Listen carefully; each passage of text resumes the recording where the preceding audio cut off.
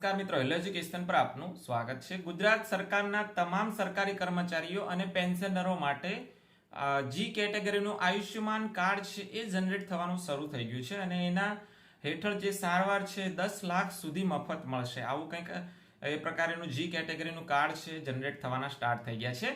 એ કેવી રીતે બનાવવું એના રિલેટેડ મેં વિડીયો લાસ્ટ બનાવેલો છે અને ઘણા બધા વ્યુઅર્સ પણ આવ્યા છે અને ઘણી બધી કમેન્ટ્સો પણ આવી છે કે કેટલાક મહત્વના ક્વેશ્ચન્સ છે એના વિશે આજે ચર્ચા કરવાની છે। ચેનલ પર નવા હોય તો ચેનલને સબસ્ક્રાઇબ કરી દેશો।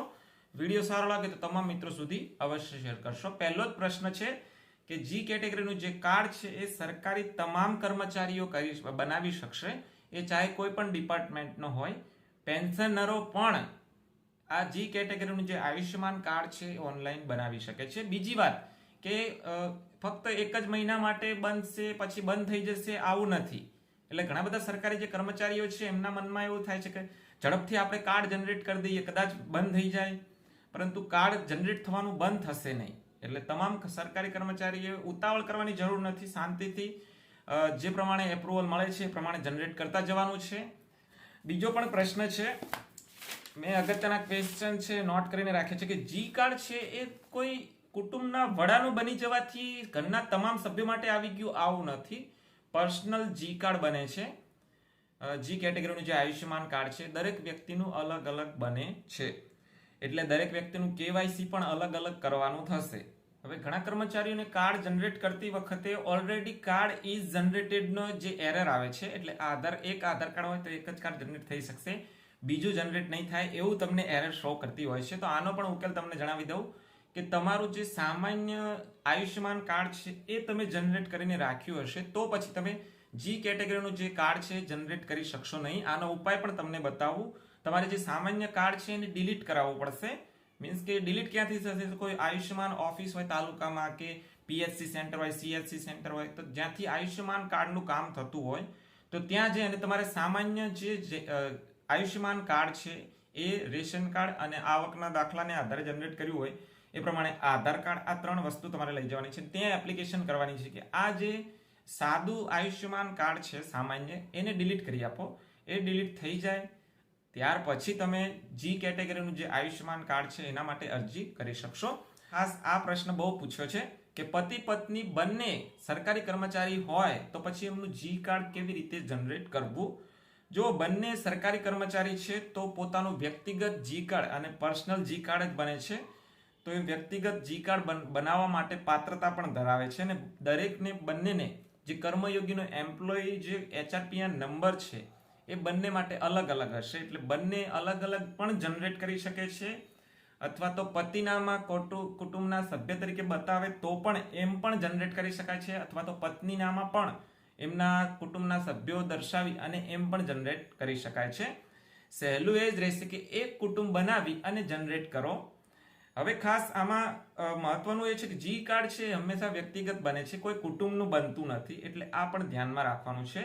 નાણાકીય મર્યાદા કેવી રીતે? ઘણાને એવું થાય કે જે એમ્પ્લોયી કોડ છે પતિ પત્ની સરકારી હોય તો એમ કે અમે અલગ અલગ બનાવીએ તો 10 એમ થઈને 20 લાખની વીમાની મર્યાદા જે ગણો એ મળે એમ, પણ આવું નથી। કુટુંબની 10 લાખ મર્યાદા એ પ્રમાણે મળે છે, એટલે 20 લાખ તમને મળે એવું નથી। કુટુંબની જે છે એ 10 લાખ સુધીની મર્યાદિત રાખેલી છે, ત્યાં સુધીનું મેડિકલ લાભ છે તમને મળશે। એટલે કાયદાકીય રીતે તમે જુઓ તો બંને કર્મચારી અલગ અલગ રીતે બનાવે તો પણ ચાલે, પતિ પત્ની બંને અને ભેગું બનાવશે મીન્સ કે એક કુટુંબના અંડરમાં બનાવશે તો પણ ચાલશે। તો આવી રીતનું છે। હવે તમે મને એમ પૂછશો કે આમાંથી સારું કઈ રીતનું, એમ બંને પતિ પત્ની સરકારી નોકરી કરતા હોય તો સારું કઈ રીતનું બને? તો એક કુટુંબ બનાવી કોઈ પણ એકની અંદર તમે સભ્યોને એડ કરો અને એ પ્રમાણે કાર્ડ જનરેટ કરો તો એ બેસ્ટ રહેશે, કેમ કે કાગળ કામકાજ છે આમાં થોડું સહેલાઈ રહેશે। બાકી તો વીમો તો આપણને ખબર છે જે લાભ છે 10 લાખ સુધીની મર્યાદામાં મળવાનો છે। ત્યાર પછી આપણે જેનું પણ જી કાર્ડ જનરેટ કરતા હોય, કેવાયસી કરતા હોય તો એનો આધાર નંબર નાખી અને કેવાયસી કરવાનું છે। આધાર નંબર પર ઓટીપી જશે, જે મોબાઈલ નંબર રજીસ્ટર હશે એના પર। હવે અહીં પણ ધ્યાનમાં રાખવાનું, જ્યારે તમે રજીસ્ટ્રેશન મીન્સ કે કેવાયસી કરો છો ત્યારે 2 ઓટીપી જનરેટ થાય છે।